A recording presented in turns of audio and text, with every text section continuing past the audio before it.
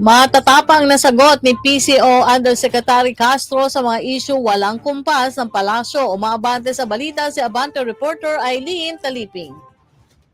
Rocky, walang kumpas ang Malacanang kung paano sumagot si Palace Press Officer Atty. Claire Castro sa mga controversial na issue, pati na ang mga banat ng kritiko ng gobyerno.